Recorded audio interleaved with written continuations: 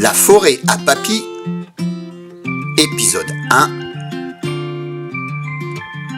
L'organisation. La forêt à Papy est vraiment très grande. Elle couvre une grande partie du département. Sur la carte, tu peux voir tout en vert cette énorme forêt. Et là, ce n'est qu'une toute petite partie près de la maison de Papy. Regarde sur la carte.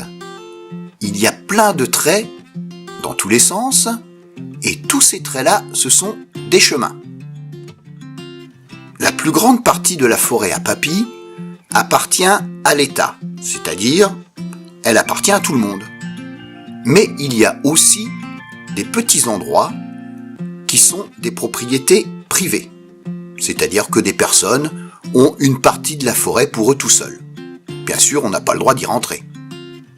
Enfin, normalement.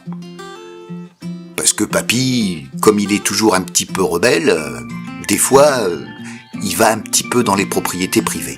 C'est pas très bien, quand même. Il y a plus de 1000 propriétaires de forêts privées, mais ils n'ont pas des grands morceaux de forêt. Juste des petits bouts.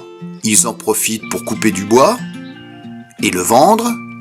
Et il y a aussi des sociétés de chasse. Bon, ça c'est beaucoup moins bien. C'est-à-dire un groupement de chasseurs qui de temps en temps vont à la chasse. Ils montent sur les miradors, tu vois les espèces de petites tours là, avec leurs fusils. Il y a des gens un petit peu plus loin qui font du bruit. Les animaux sont poussés vers les tours et les chasseurs tirent. Dans la forêt à Papy, il y a des grandes routes. Alors c'est pas des routes comme les routes normales où il y a plein de circulation. Il y a juste des routes empierrées qui servent, par exemple, pour les pompiers, s'il y a le feu dans la forêt.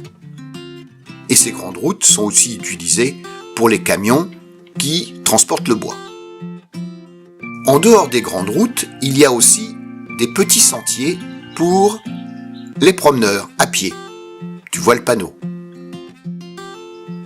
Comme tu vois, ce sont des petits chemins où les voitures ne peuvent pas passer, mais que l'on peut utiliser soit à pied, soit à vélo. Pour s'y retrouver et ne pas se perdre, il y a des petits signes sur les arbres.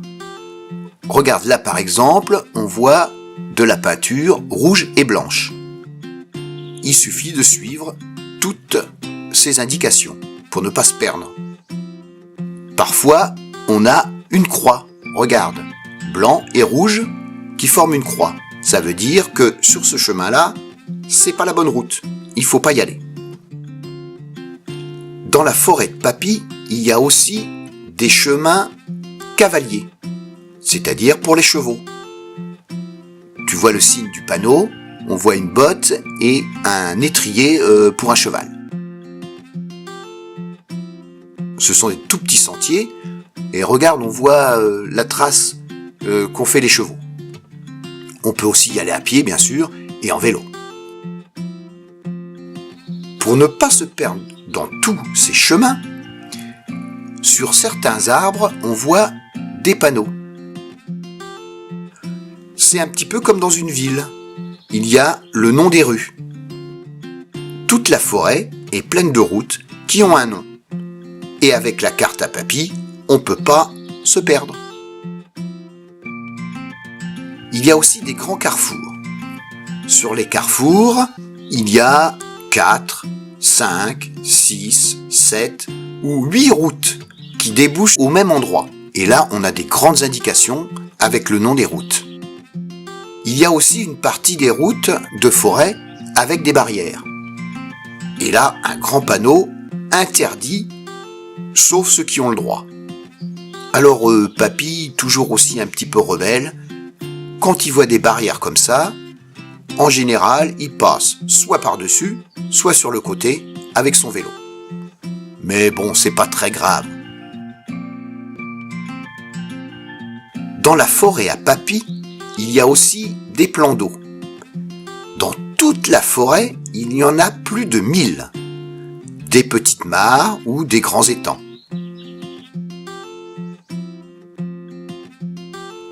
Ce sont des réserves d'oiseaux, pour la plupart du temps.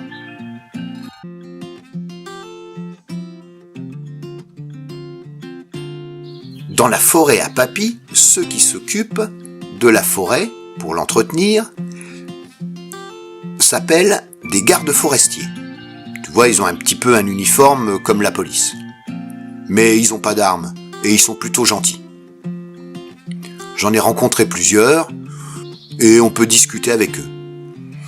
Leur travail, c'est d'entretenir la forêt, c'est-à-dire de faire en sorte que la forêt vive. Ils s'occupent de la taille des arbres, entretenir les chemins, surveiller les feux de forêt et ils surveillent aussi les animaux. Par exemple, regarde cette partie de forêt.